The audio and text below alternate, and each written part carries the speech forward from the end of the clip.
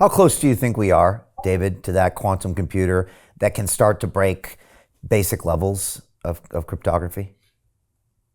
Uh, well, through Naoris Protocol, we have access to a number of agencies. I cannot discuss exactly, but let's just say that there is a very big awareness that in certain regions of the world, there's constant breakthroughs towards that Q day, but that's actually not the focus in their case. I can give you some example. For example, in the US, there has been a government mandate for all businesses to be quantum resilient by 2028. However, that's what's said publicly. In reality, they understand the risk is a lot closer than that, but and in private.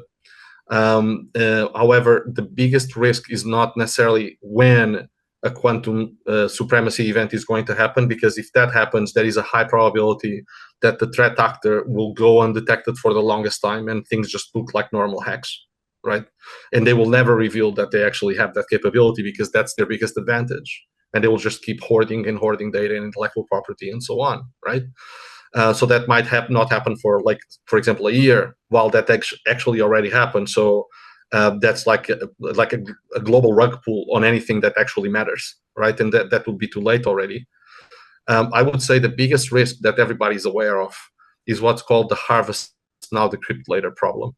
So as what the London Real Investment Club actually does for you, it gives you the keys to open that door to the inside deals. In the last 3 weeks, I've participated in 3 incredible deals: a layer 2 Bitcoin protocol, an incredible AI protocol. The deal flow is beyond what I expected. I don't think I've ever seen a model like this that just gives average folks the opportunity to be behind the deals. And that's exactly what we've done. Not only that, you get to hang out with Brian Rose every week. And for me, that was huge, because I look at Brian as somebody who's not only an expert in the space, and I think is on the leading edge, but just the leading edge of thought with London Real and the work he's doing there. To anyone who's taking a serious look at this, I know it's a big decision. It was a big decision for me and my family, and it is one of the best decisions I've ever made. So I wish you all the best and hope you come join us.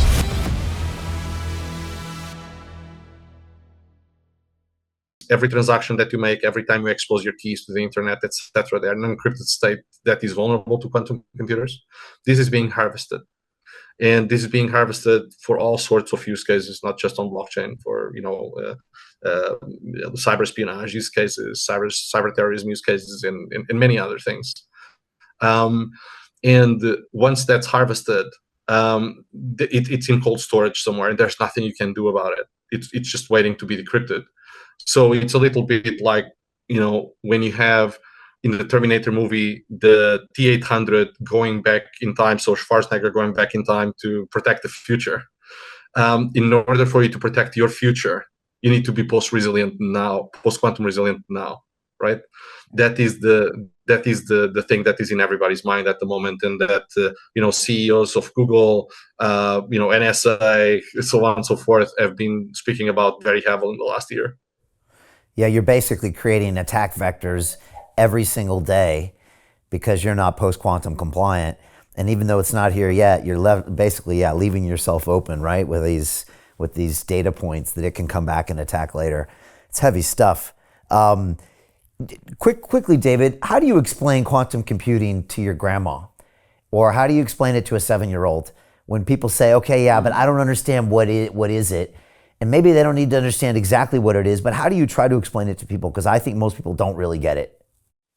Right. So that normally starts by explaining what's the difference between traditional encryption and what happens, why it's so resilient, and why quantum computers can break it.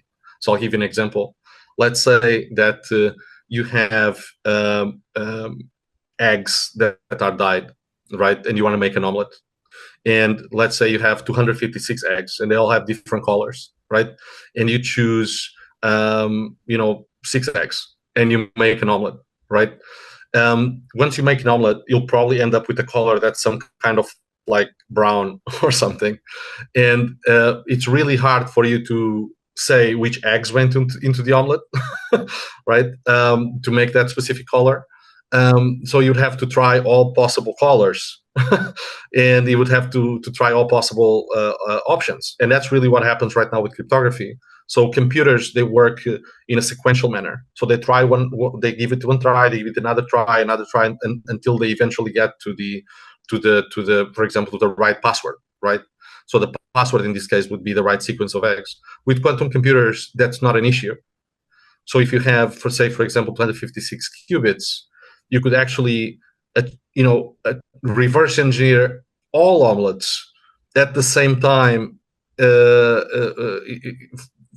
for all use cases. So for all callers, so you wouldn't have to do all the tries that traditionally you would have to do. So that's why with the quantum computer, you can actually achieve calculations that would take, for example, a septillion years with all the computing power on Earth to achieve, because quantum computers can do operations in parallel, while traditional computers can only do operations in sequence.